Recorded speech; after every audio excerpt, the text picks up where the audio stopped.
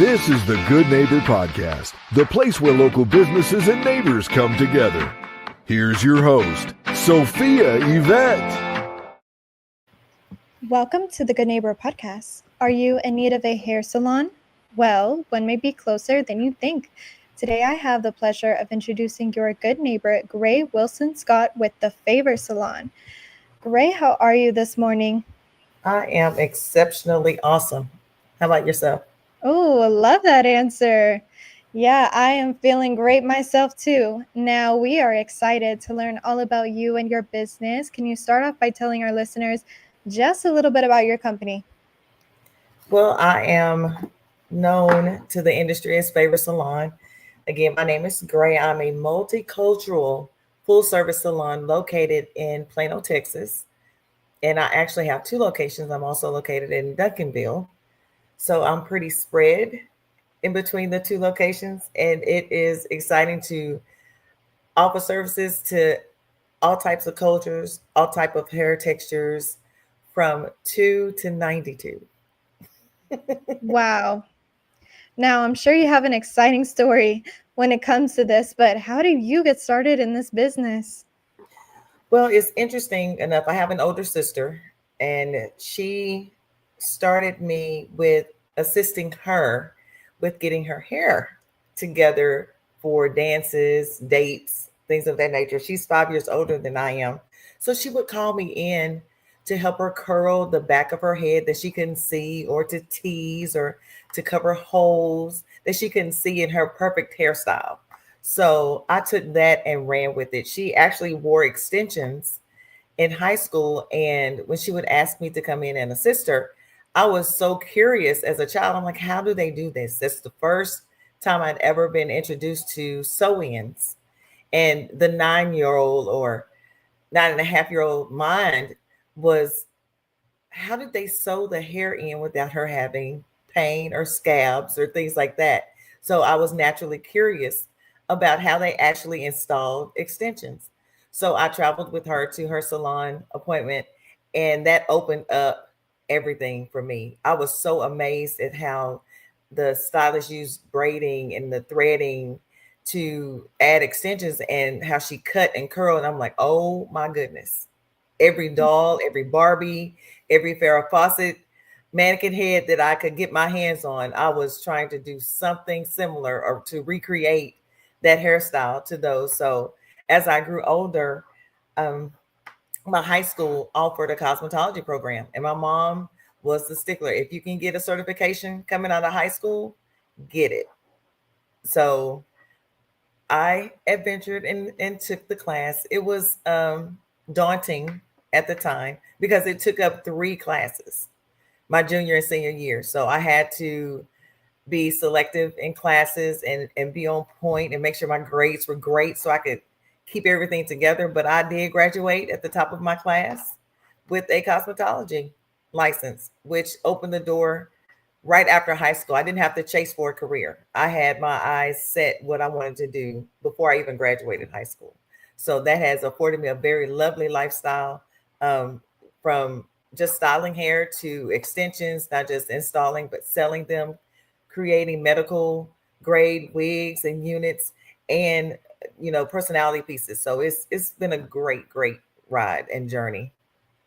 Wow. Thank you so much for sharing that with us. Now, what is the most common myth or misconception you come across in your industry?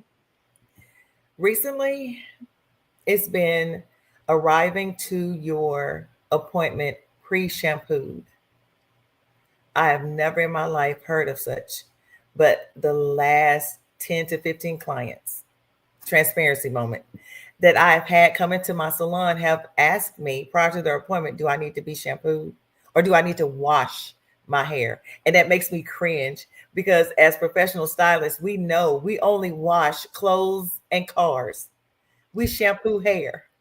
So those main things, that's taking one of the most enjoyable services that we give away from us. We love to shampoo, and that's relaxing. And your quote unquote wash is totally different than our shampoo in the salon. You actually get, it feels different when you have another person's fingers on your scalp and massaging, and we're hitting pressure points, and it's just a relaxing part of the service that's being taken away. I don't understand why they don't do that anymore. So that's a misconception. You have to get your hair salon shampooed. It's totally different. It's totally different than yourself. Oh, yeah. As someone who loves getting my hair done myself, I would agree 100%. Absolutely. Now, we know marketing is the heart of every business. Mm-hmm. Who are your target clients and how do you currently attract them? My target clients are those professional women.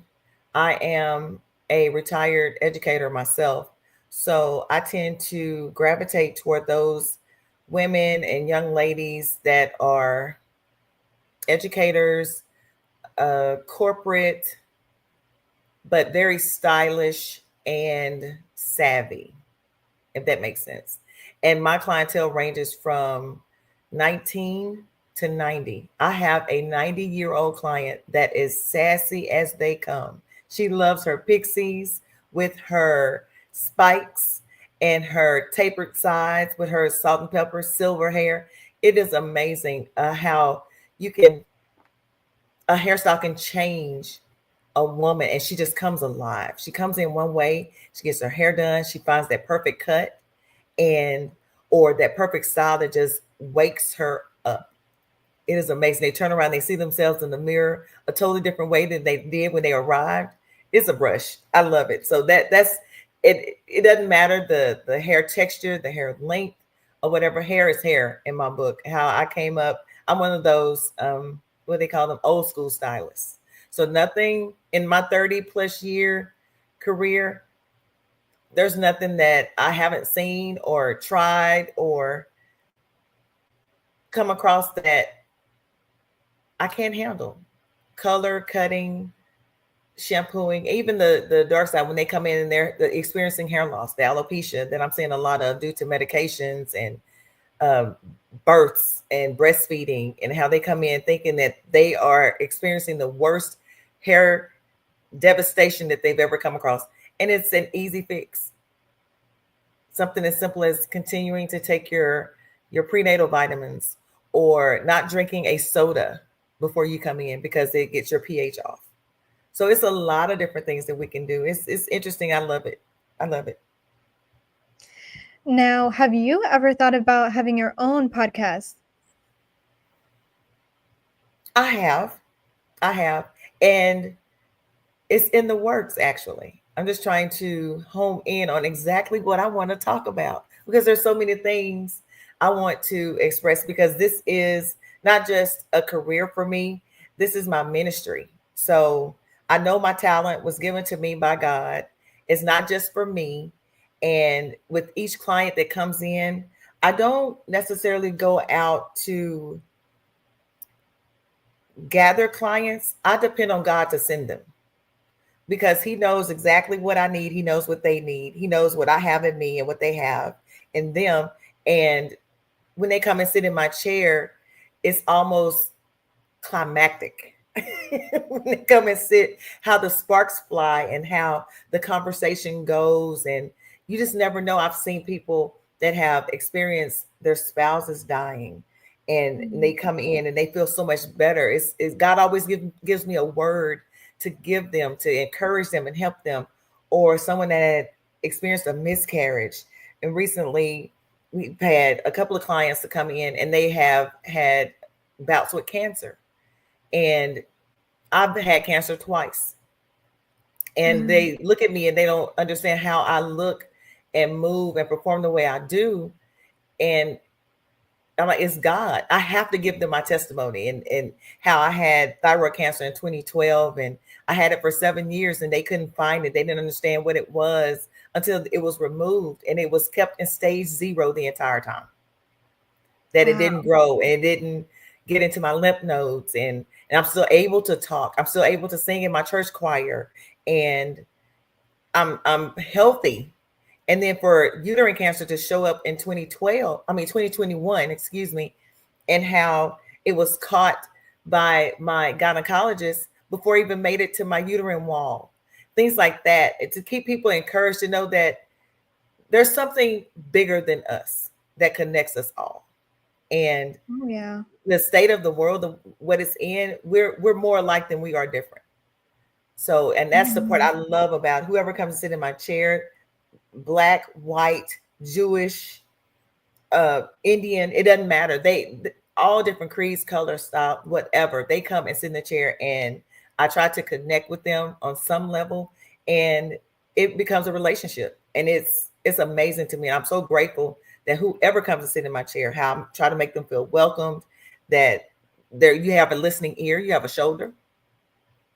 And it's a journey that we can all go on together. So I hope that wasn't too long. Wow.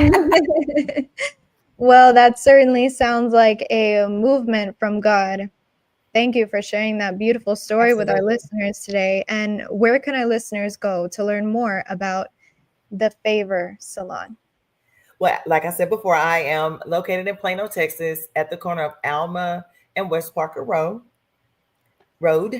And in Duncanville, I am at Camp Wisdom and Main Street in Salon 215. In Plano, I am located in Salon 74. Website? Is there a good website they can go to? It is actually, I am rebranding, so it is coming soon. It is the Favour Collective. That's also coming, and you can reach me on Instagram, GL Wilson 45, or at the Favour Salon. Well, Grae, I really appreciate you being on this show. We wish you and your business the best moving forward. Thank you so much. I appreciate it. And thank you for having me. Thank you for listening to the Good Neighbor Podcast. To nominate your favorite local businesses to be featured on the show, go to gnpfrisco.com. That's gnpfrisco.com. Or call 469-221-9345.